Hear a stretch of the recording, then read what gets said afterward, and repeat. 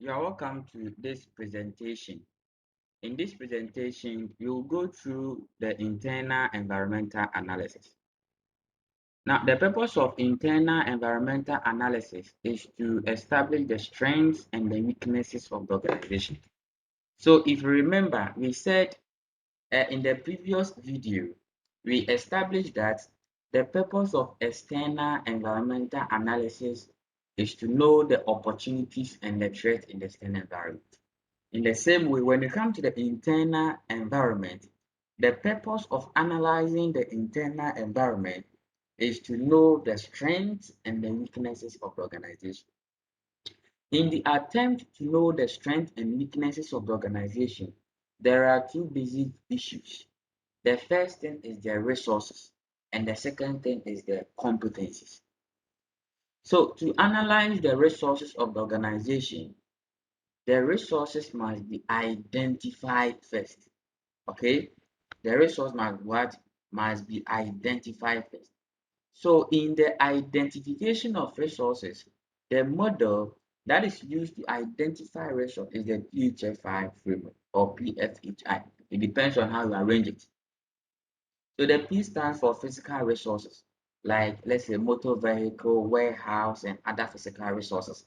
The H stands for human resources. We are talking about the employees. The F stands for financial resources. That is the cash resources, the cash equivalent, the bank, and other financial resources. And the I stands for intangible resources. Okay, intangible resources. So that is the PHFI.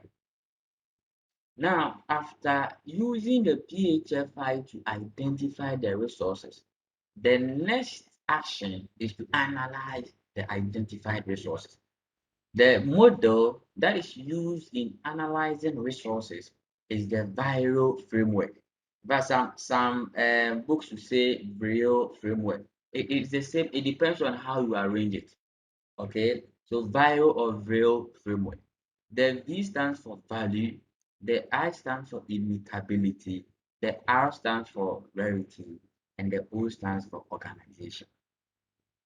So the question is that the identified resources, that is where the PHFI was used to identify the resources, are those resources capable of producing or offering services to the customers? Do customers benefit from those resources? That is the value. Value is about the benefit to the customers. The I stands for immutability. Are the identified resources easily imitated? Can competitors easily copy those resources? If no, then it is not immutable. If yes, then it is immutable. The R, which is the rarity, means that are the resources difficult to come by? If the resources identified are difficult to come by, then they are the resources that can be used to achieve competitive. In fact, they are the unique resources. Let me say that. And organization stands for it's talking about the resources identified. Does the organizational structure support those resources? So if the resources are valuable, that is, if the resources are capable of doing or producing what the customers want, and the resources cannot be imitated, easily imitated, and it is very difficult to come by those resources, and also the organizational structure support those resources, then the resources identified are unique, hence they are capable of achieving competitive advantage. We need to know that there are two types of resources: the unique resources and the threshold resources. The threshold resources are the resources that any entity that wants to compete must have. In fact, these resources are not capable of achieving competitive advantage because all companies have them. But the unique resources are the resources that are capable of achieving competitive advantage. They are the resources that the organization has and the others don't. They are the resources that the organization has and the others don't have. In fact, they are the resources that are peculiar to the organization. It means they are the resources that are, let me say, unique. Let me use the same word, unique to the organization. So, if an entity wants to establish whether their resources are unique or threshold, thereby achieving competitive advantage or not, the first thing is to identify the resources using PHFI framework. Then the Viro framework will be used to analyze the resources to identify the uniqueness or other. After analyzing the resources, the next internal environmental analysis is competencies. Competencies. So when you say competence, it refers to how the organization performs its activities or processes, how they go by their processes, how they go by their activities. In an attempt for a company to analyze its competencies, the most appropriate framework is the value chain analysis developed by Michael Porter.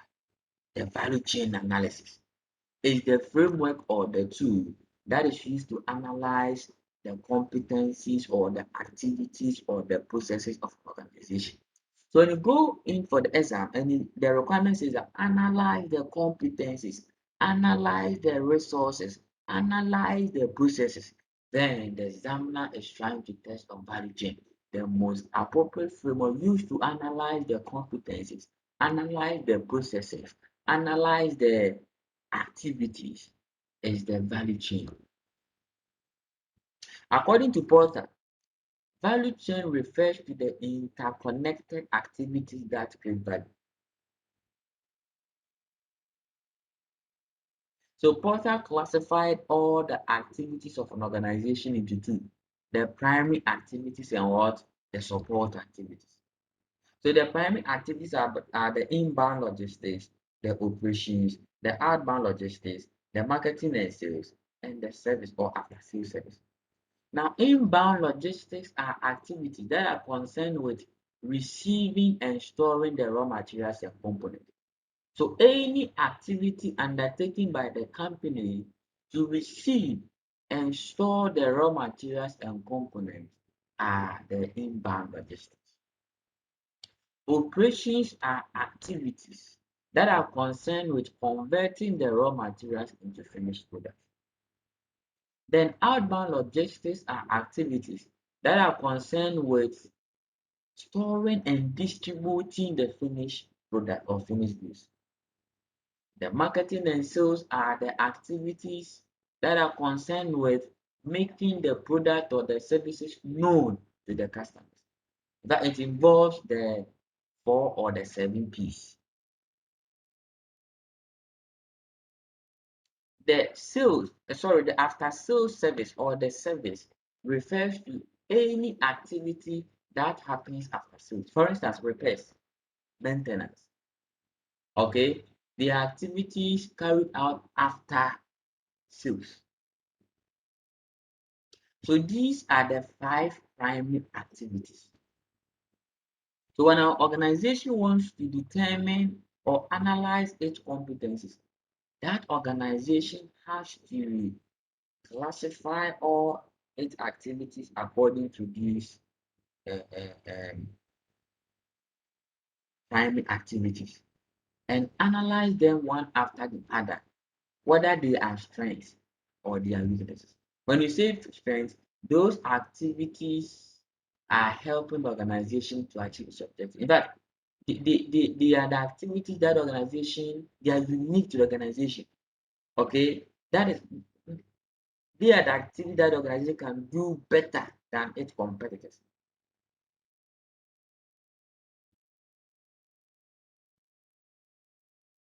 Okay, so after analyzing the primary activities to determine the activities that are the strength or that are capable of helping organization to achieve competitive advantage. The next analysis is the supporting activities, the support activities. What are the support activities?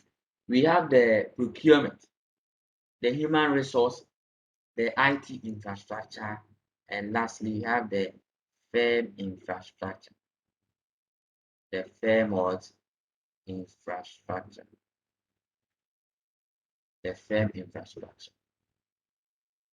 So procurement entails the purchase of the raw materials, activities involved in purchasing the raw materials. The human resource, of course, during these activities concerned with recruitment and selection. The IT infrastructure, as the name implies, are activities that are concerned with the establishment of the internal controls and the other IT functions. And the firm infrastructure is about the organization structure. That is the framework within which the organization operates. So an organization has to determine all its activities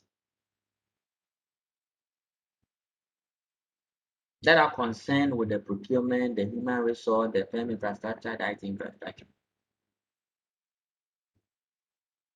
and try as much as possible to improve the activities that are not helping them to achieve competitive advantage.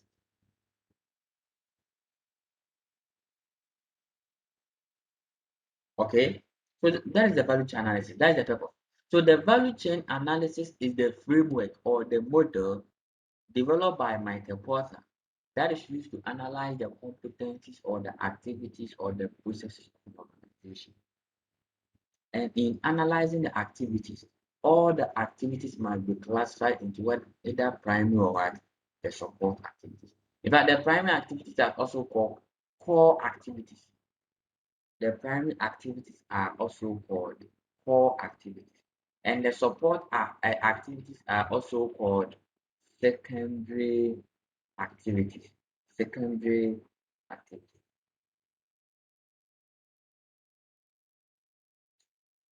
After analyzing the resources and competencies, that ends the internal environmental analysis. So the internal environmental analysis is basically analyzing the resources and competencies. To know how to analyze the resources, and he said before resources can be analyzed, they must be identified using PHFI and then analyzed using the value framework. And competencies can be analyzed using the value chain. Okay, so that ends the internal environmental analysis. The next video will deal with the strategic choices. The strategic choices. Okay, so please kindly subscribe to my YouTube channel and follow me so that I can bring in new videos. Thank you very much. Let's move on to the strategic choices.